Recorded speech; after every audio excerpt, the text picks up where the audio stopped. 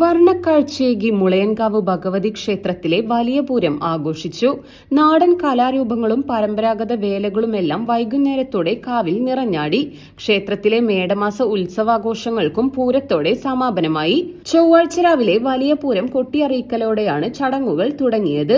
ഉച്ചയ്ക്ക് ശേഷം സന്ധ്യാവേലയ്ക്ക് വിളക്കുവെക്കൽ, തായമ്പക, കേളി, കുഴൽപ്പറ്റ്, കൊമ്പുപറ്റ്, പൂരം കൊട്ടിയറിയിക്കൽ എന്നിവ നടന്നു. പൂരത്തിന്റെ പ്രധാന ചടങ്ങായ താലം നിരത്തിയുള്ള തേരെഴുന്നള്ളിപ്പും പൂരപ്രേമികൾക്ക് കാഴ്ചാവിരുന്നൊരുക്കി. പഞ്ചവാദ്യം, പരമ്പരാഗത വേലകളുടെ വരവ്, ചുറ്റുമേളം, വെളിച്ചപ്പാടുമാരുടെ നൃത്തം, അരിയേറ് തുടങ്ങിയ ചടങ്ങുകൾ നടന്നു. രാവിലെ മുതൽ ക്ഷേത്രപ്പറമ്പിൽ ചവിട്ടുകളിയുമുണ്ടായിരുന്നു. രാത്രി പകൽപൂരത്തിന്റെ തനിയാവർത്തനമായിരുന്നു. ശ്രീരാമ പട്ടാഭിഷേകം കൂത്തോടെ ക്ഷേത്രത്തിലെ ഉത്സവത്തിന് സമാപനം കുറിച്ചു.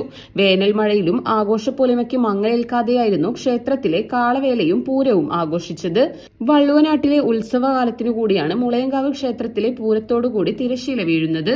പൂ തൊട്ട് മുള വരെ എന്നതാണ് വള്ളുവനാട്ടിലെ ഉത്സവകാലത്തെക്കുറിച്ചുള്ള പഴമൊഴി. പട്ടിത്തറ പൂലേരി ക്ഷേത്രത്തിലെ തുലാം സംക്രമോത്സവത്തോടെ ആരംഭിക്കുന്ന ഉത്സവകാലം മുളയൻകാവിലെ പൂരത്തോടെ സമാപിക്കുകയാണ്.